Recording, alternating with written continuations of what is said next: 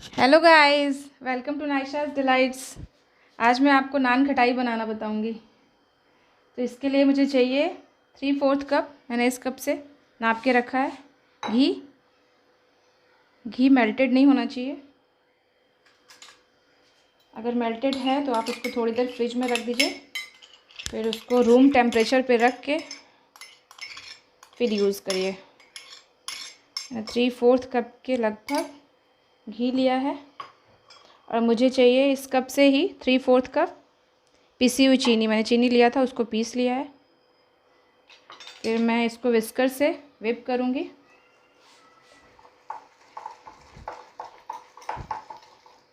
अच्छी तरीके से, जैसे आप क्रीम को whip करते हो, पूरा अच्छे से मिक्स कर लूँगी।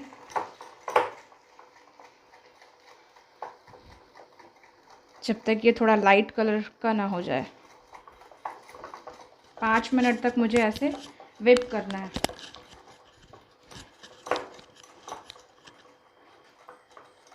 एक ही डायरेक्शन में।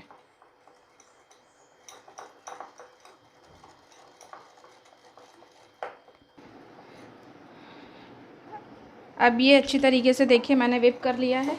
आप देख सकते होगे फ्लफ़ी सा हो गया है, एकदम लाइट दिख रहा होगा। अब मैं 1.5 कप के लगभग, इसी कप से मैंने नाप के रखा है, 1.5 कप के लगभग मैं मैदा लूँगी। इसको थोड़ा सा छान लूँगी।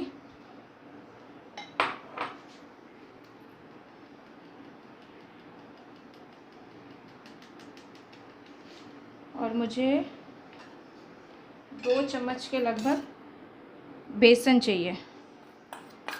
मैं 2 चम्मच इसमें बेसन डालूँगी और मैं इसमें 1 चम्मच सूजी डालूँगी। मतलब 1.5 कप लगभग मैंने उस कप को दिखाया है। आप किसी भी चीज़ से मेज़र कर सकते हो, जिस चीज़ से भी आपको नापना है। 1.5 कप लगभग मैदा, 2 चम्मच बेसन एंड 1 चम्मच सूजी। मैं इसे अच्छे से छान लूँगी। और 1 टेबलस्पून मैं इसमें डालूँगी बेकिंग पाउडर, करीब इतना।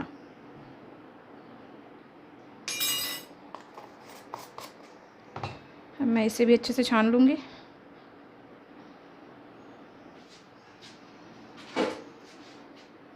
फिर मैं अपने इस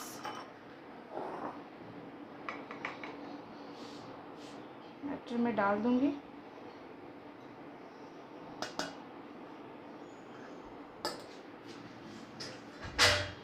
और इसे मैं हाथ से मिक्स करूँगी। और इसमें मैं थोड़ा सा इलायची पाउडर डालूँगी। अब इसमें कुछ नहीं डालना है, सिर्फ इसे मिक्स करना है। मैं इस तरीके से मिक्स कर लूँगी। मुझे जैसे आटा गूंदना है वैसे नहीं करना है, सिर्फ इसे मिक्स करना है हल्के हाथों से।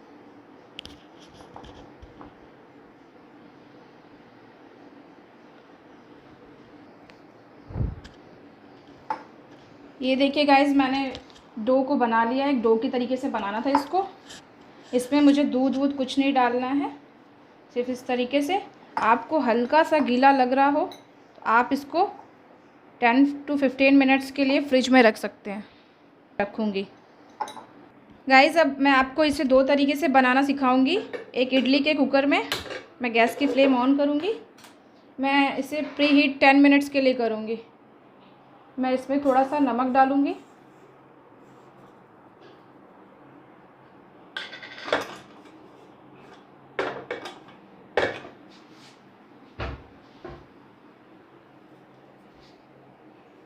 और इसमें एक कोई स्टैंड रख दूँगी और इसे 10 मिनट्स के लिए प्री हीट करूँगी लो फ्लेम पे।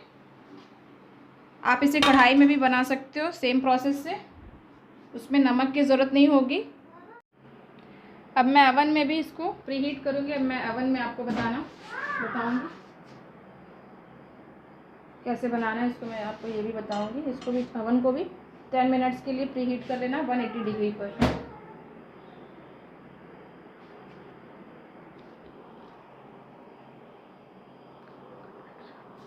कन्वेक्शन मोड पे इसको।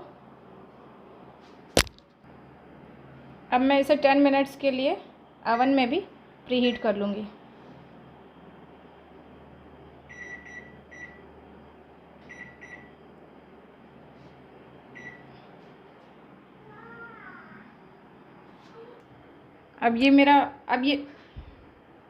अब मेरा डो जो है सेट हो चुका है। अब मैं इसके छोटे छोटे बॉल्स बना लूँगी।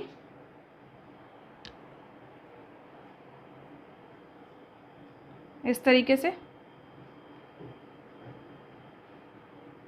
इसमें ये ध्यान रखना है कि इसके साइड्स में क्रैक्स ना रहें, ऐसे।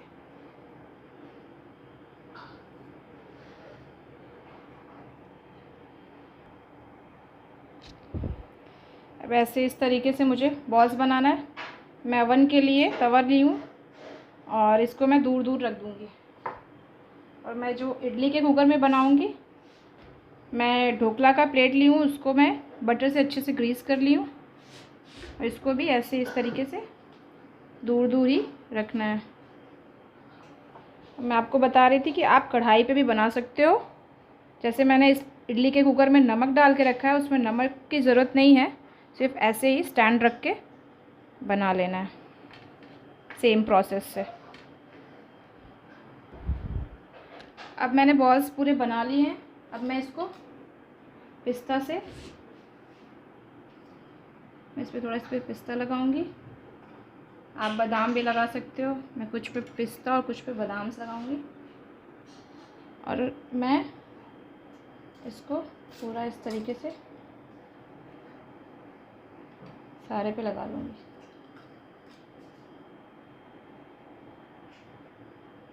बच्चों को जैम भी बहुत पसंद है, तो मैं कुछ पे ऐसे इस तरीके से करके बीच में हल्का सा प्रेस करके मैं इस पे कुछ पे जैम्स भी लगा दूँगी। ये मैंने जैम लगा दिए हैं इस तरीके से।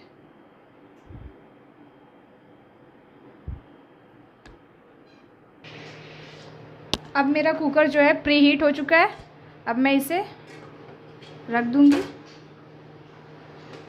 20 मिनट्स के लिए लो फ्लेम पे। अब मेरा जो है अवन भी प्री हीट हो चुका है। अब मैं इसमें भी इसको रख दूँगी और मैं 180 डिग्री पे ही इसको कन्वेक्शन मोड पे 18 to 20 मिनट्स के लिए बेक करूँगी। गाइस, अब आप देखो मेरी नान खटाई थोड़ी थोड़ी फूल चुकी है। अब मैं आपको कुकर का भी चेक करके दिखाती हूँ। आप देखो, अब मेरी कुकर की भी नान खटाई थोड़ी थोड़ी फूल रही है।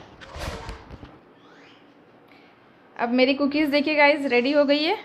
ये जो मैंने इसको ओवन में बेक किया था और ये मैंने कुकर में बेक किया था।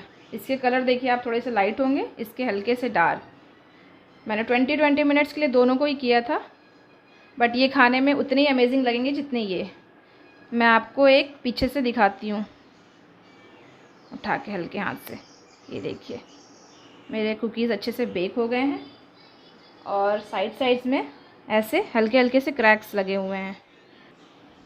ये देखिए साइड से हल्के हल्के से क्रैक्स पड़े हुए हैं। इसके मतलब मेरी कुकीज़ अच्छे से बेक हो गई है। और इसे मैं अब मैं इसे आपको एक तोड़ के भी दिखाती हूँ। ये देखिए मेरे कुकीज़ कितने अच्छे तरीके से बेक हो गए हैं। और अब मैंने आपको एक तोड़ के दिखाया है। आपको एक बात का ध्यान रखना है कि जब भी आप बेक करो तो अगर आपको हल्के हल्के से सॉफ्ट दिख रहे हैं तो वो हल्के गर्म पे सॉफ्ट ही दिखते हैं। उसको ठंडा होने के लिए कम से कम हाफ़ एन आवर के लिए छोड़ देना है। वो ऑटोमेटिकली अपने आप ऐसे बेक हो जाते हैं। ये मत आप समझना कि ये कुक नहीं है, एक्स्ट्रा कुक नहीं करना है, वो कुक हो चुके हुए होते हैं। अब मेरा ये कुकीज़ ठंडा हो गया। अब मैं इसे प्लेट में निकाल दूँगी। गाइज़, अब ये मेरी कुकीज़ रेडी है। आप देख सकते हो कि मेरी कुकीज़ कितनी यमी बनी है। ये खाने में बहुत बहुत अमेजिंग लगती है, एकदम मुंह में घुल जाती है, एकदम सॉफ्ट। अगर आपको मेरी रेसिपी पसंद आती है तो please like, share and subscribe.